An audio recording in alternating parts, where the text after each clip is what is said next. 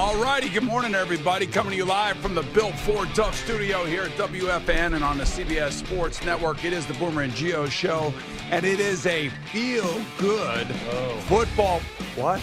It's a feel-good football Friday. Stop moaning. And by the way, Gio and Jerry are out today. They're playing golf together in the hottest day of the year. It'll be a lot of fun for them, but it's going to be a lot of fun for me because today I have my best friend with me. Oh, here we go. And my best friend is the great Phil Simms, as Coach Parcells would always refer to him after he won the Super Bowl for Coach Parcells. Well, I mean, before that, it was effing Phil Simms. You're taking all my stuff. I know that, but I'm just saying it's great to see you. Good Well, morning, to see Phil you. Simms, sitting in for Gio in the power chair. It's been an eventful morning for me. Why is that? Well, And one, why are you screaming? I don't know. I don't hear myself. All right, listen. Which is a good thing. All right, there's a volume button. Right here. I got it over Oh, here. you got it. Okay, all right, great. And you're wearing my jersey. I mean, I damn, love wearing your jersey. it actually looks pretty good on you. You know, it's funny, when I was walking in, the security guard said, Phil Simms? I said, look, I've been walking through this building for 18 years. It's the same security guard. I said, no, it's Boomer. No, is that true? Yes. Oh, that's funny. Oh, Well, it is kind of funny, but how you doing? How's your summer going? It's going great. Enjoying my life, doing whatever. So, not Right. playing any golf. Wait, first off. Yes, okay, go ahead. Yeah, I know. I know you got a lot to get off your chest. But yeah, Yes. I didn't hear it, but somebody comes up to me and goes, "Hey, Boomer and Gio, we're killing you on the radio today." Well, first of all, I don't kill you on the radio. Well, but what was y'all were talking about my golf game? Well, I have always thought you were a great golfer when you used to play. well, I don't know. What was Gio saying? He said Gio is killing your golf game. Right, exactly. But I don't know why he would be killing your golf game. I mean, he said a lot of other things about you, and I figured you had a lot of this stuff written down that you want to respond to. No, But yeah, get to no, that. We got a long morning. But does he? Tell me this. I want to know what kind of scores does Gio? He's in the 90s right now. I could beat him left-handed. I'm sure you can, and I'm sure you would love to do that. And that would be great. I'll play left-handed. He can play right. Okay. He has no chance. I mean, are you serious? Oh, I'm dead serious. You are serious. When was yeah. the last time you actually picked up golf clubs? Well, I swing it every once in a while in my gym downstairs, just a little bit, but that's about it. I mean, look, people don't realize you used to be like a single-digit handicap. You were a great golfer. No, it wasn't From great. what I remember. It wasn't great compared to some of the NFL players. Yeah, it was great. Yeah, okay. But so you're telling me that you think that you can go out and beat Gio left-handed. Yes. All right, how much money you want to put on this? As much as you want. Okay. All right, well, Well, see, that's the thing. I don't get nervous over things. I played golf once, one of the last times I played golf, and there was two guys and a friend of mine, so he invited these two guys as guests at the club, and we're playing. The first hole comes out, and the one guy that's a guest, he has like a 5-foot putt. He's reading it, he's plumb bobbing, and he's looking at it, and he misses it.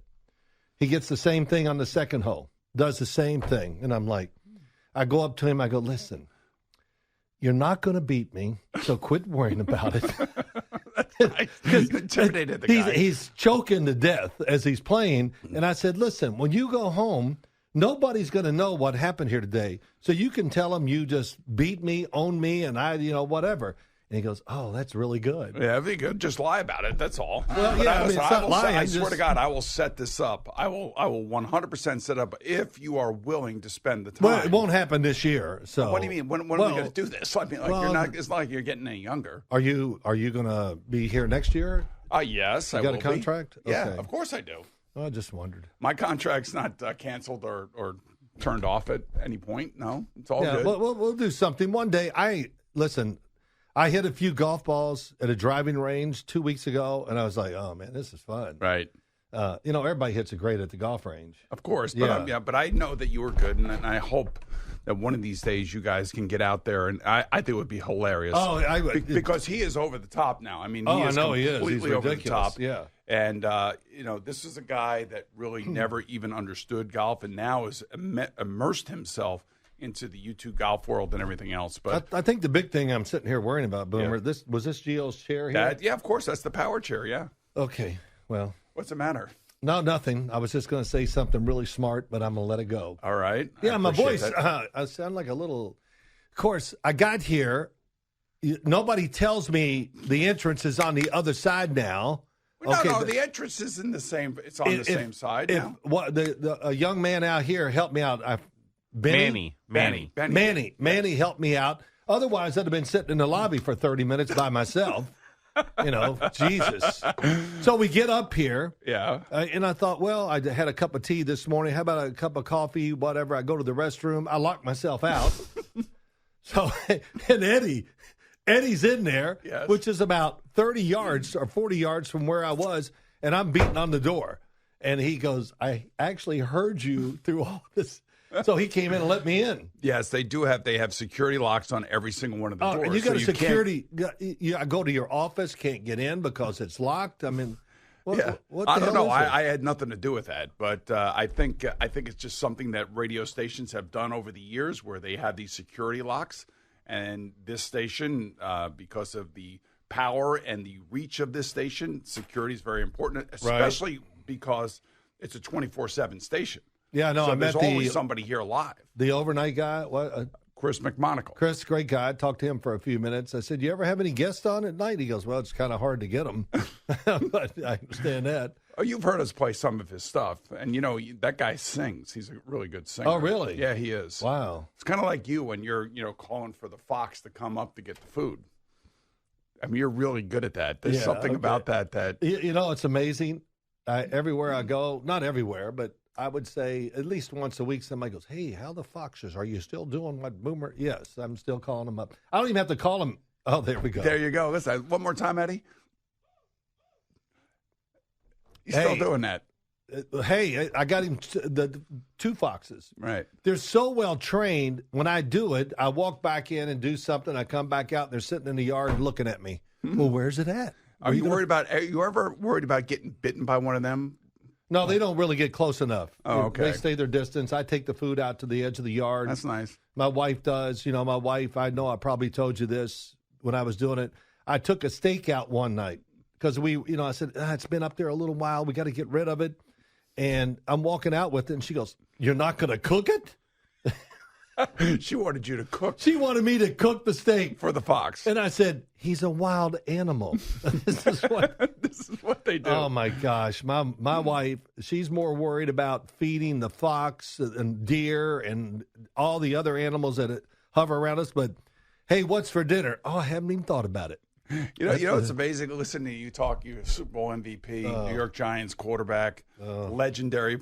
And now you're feeding Fox, and your wife doesn't want to feed you. Oh, by the way, I do have a jersey here if you want to wear it. I don't know if you'd like to wear it. It is a Jet jersey. Well, if I put your jersey on, I guess my ego will go out the room. So I don't know what to do there. Maybe your ego will be enhanced if you think about it. Well, a lot of people tell me I need to get a little more. But well, listen, I'm going to put this here. All right, let me have it. Maybe I'll put it on. Maybe put it on left for the final hour or whatever. Do you wear this in your apartment or in your house all the time? No. I just walk around here to just let everybody know that I actually did play at one point in time because nobody around here really even knows that. By the way, speaking of the Jets, let's get into it. So yesterday, just an absolute, scare was put through the entire Jet universe. And of course, we were on the air when Justin Fields hurt his foot. It was described as a lower leg injury. Right. But now it's turned out to be a foot injury, a toe injury specifically, and he dislocated his right big toe. Now, for a right-handed quarterback like you, that's important. It's you're going to plant that foot every time you drop back, no matter if it's a drop back pass, a play action pass, the right foot's going to be the plant foot for him. And you dig it into the ground to brace yourself so you can throw it harder or better. But when I heard this news, I was actually out on the practice field with the Giants. And somebody said something, they carted him off. I said, "Oh my God, really?" Yeah, we felt bad. We were actually here too. We had the same feeling you did. It's terrible because I saw him in Pittsburgh. I watched him in Chicago. And then when he came up here, when they decided to sign him, I said, that is the perfect spot for him. Because Aaron Glenn and the offensive coordinator who came from Detroit, they have a special plan for him. It's going to be really built all around his skill, and it's going to fit him perfectly. And it should. That's what they should be doing. Well, of course. And so it's all – and I saw him interviewed about 2 or 3 times during the offseason. I could tell he was so happy. And so excited, yeah. And it took everything he had not to kind of say bad things about everybody. He might have said a few things about Pittsburgh, but I didn't hear it. I mean, we all have those emotions. You know, Yeah. You felt those when you were, let go by the Giants at the end. I felt that way when I left the Jets. We all have the emotion of like, oh, they don't want me. How could they not want me? Or, that's just a normal feeling. And I think today it's even more amplified because of social media and everything else. So anyway. But my point being, he was in, and quarterbacks are judged so poorly because they just look at stats or whatever, but look where he was and who was around him and who was coaching him. Yeah. And it was tough to do or to really see his skill to the level where it really fits the offense and the team fits him. And, the Jets have a lot of good players. I know they do. No, and that offensive line they got was going to be, I think. And their running back is stacked, and it was going to take a lot of pressure off of him. And plus, eventually he'll come back, and he'll be a quarterback that Jet fans haven't seen in a long time, and that is an athletic quarterback that can create offense and create first downs and all that other stuff that they haven't seen, that you see from other quarterbacks around the league like Josh Allen and Lamar Jackson and Joe Burrow. These guys. He's that kind of athlete is what I'm saying. I'm not saying he's that type of football player or that type of quarterback, but he is that type of athlete, and I think Jet fans will like him when they see him when he finally gets back. I think so, too. Did you ever have a dislocated toe or anything? No. How about turf toe?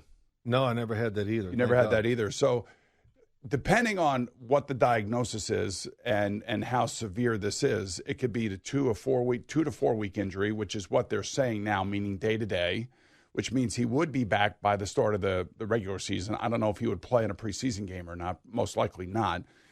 If the extent of the injury is worse, it could require surgery. I don't think it's going to require surgery, but if it did, now you're talking about at least somewhere between 8 and 12 weeks. Wow.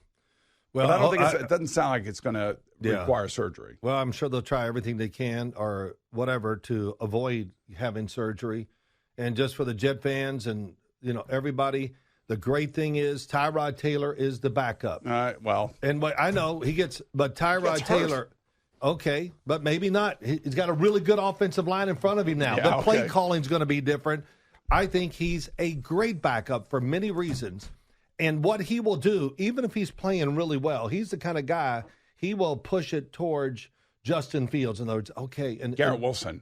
But he'll push the ball towards Garrett Wilson. No, I'm saying he's going to, even though Justin Fields is probably sitting there and watching him play, if he plays well, Tyrod Taylor's not going to, he's going to deflect. He's going to do what he was brought there or assigned to do, to be the backup to Justin Fields and to help him become the quarterback that everybody hopes he turns into. So here's the interesting thing from my perspective, as we're talking to Phil Simms this morning, sitting in for Gio, is exactly what Aaron Glenn has done since he's got here. And how he's gone about his business as a head coach, what he and Darren Muji have done over there. And I don't know if you noticed this. I don't know if you feel the same way that we feel over here. But for the last 6 months, man, there is nothing coming out of that building. I love it. Yeah, nothing. Yep. I mean, it's been totally on lockdown. I'm assuming because Aaron Glenn, coached under Dan Campbell. He played under Bill Parcells. He was with, I think, Sean Payton down in New Orleans, I think. Yes, he was. So he's been, like, in that kind of group of coaches, and Parcells, the one that sits on top, that's the Parcells tree, that it sounds to me like he is going to make this camp really competitive, and he is not going to mess around. And by them doing something unprecedented, signing Garrett Wilson and Sauce Gardner to contracts when they didn't have to, makes me think that he's going to rely on those two guys to take the hard coaching, the competitive coaching, and hopefully get this team on the straight and narrow. Boomer, everybody better be ready to take the hard coaching. I can't wait to see him on the sidelines in a real game. It's going to be such a contrast to what was there before. He's going to be into the offense, into the defense. He's going to coach both, manage the game. I think he'll be a great game manager because that Bill Parcells, to me, was the best game manager I've ever seen in the NFL. And Dan Campbell's not bad at it either. Dan Campbell's aggressive. I mean, Bill Parcells, in my eyes, was probably one of the most aggressive coaches on fourth down. When he was coaching, back when going for it on fourth down wasn't the in thing. Right. And nowadays, you got the Dan Campbells of the world, you got the Frank Reichs of the world. who, when they were coaching or when Frank was coaching, they would go for it all the time on fourth down if they were in, outside of their 35-yard line. A couple things. I like head coaches that get involved on both sides of the football on game day. I like that a lot. And I really judge – the one thing I do judge, being in the business we're in, that I judge coaches hard about managing the game. Sure. And, just think, the Chicago Bears. I mean, come on. They had about 4 or 5 games. They go, we're leading. We got a chance to win, but we don't want to. We're going to screw it up. And, no, I mean, it was really incredible to watch them play. Or they're just sitting on the ball and they're not playing offense. Oh, my gosh. Managing the clock, the situations, it couldn't have been worse. So, but that's what it's a big deal. The outcomes of NFL games are so close. You need a coach that really is good at managing the whole game, the time, and his players. And I think Aaron Glenn has a chance to be that guy. Well, I hope he's going to be that guy. So we got Phil Simms all morning this morning. You can call us at 888-808-1019. That is the hotline for Al. And we could talk a little bit of football this morning. The baseball teams did not play last night. A couple trades, I think, in Major League Baseball. CeeLo will have those in his update. And we're going to get back into it right after this.